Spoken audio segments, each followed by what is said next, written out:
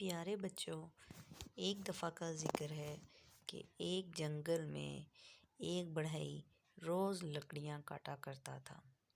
वहीं करीब दरख्त पर एक बंदर रोज़ बढ़ई को लकड़ी का काम करते देखता था। और आपको तो पता है कि बंदर जैसा देखते हैं वैसा ही करते हैं। बंदर का दिल करता था कि बढ़ई कहीं जाए और वो ये काम करे। एक दिन बढ़ई ने लकड़ी के अंदर एक पत्थर ठोंका और ख़ुद खाना खाने के लिए चला गया। बंदर जो काफ़ी देर से देख रहा था, बढ़ई को जाते ही देखकर फ़ौरन से आकर लकड़ी की लट पर बैठ गया और ख़ुद आकर उस पत्थर से खेलने लगा। बंदर ज़ोर लगाने लगा और आखिरकार पत्थर निकलकर बंदर का हाथ लकड़ी में फंस गया। बंदर ने बहुत ज़ोर लगाया, चीखा चिल्लाया, लेकिन उसका हाथ नहीं निकला।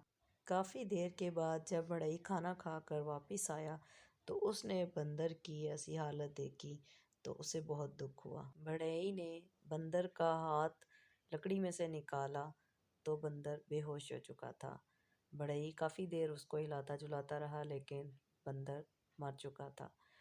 बढ़ई ने ये कहकर बंदर को एक साइड पर फेंक दिया कि बेवकूफ़ बंदर, जिसका काम उसी को साजे।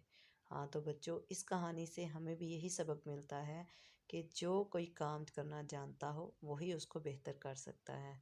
और अगर आप किसी काम को जाने और समझे बगैर करेंगे तो आप नुकसान भी उठा सकते हैं। हाँ तो बच्चों, कैसी लगी आज की कहानी?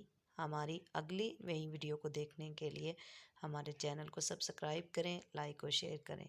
तो मिलते हैं एक नई और अच्छी वीडियो के साथ। अपना ख्याल रखिएगा। अल्लाह हाफ़िज़।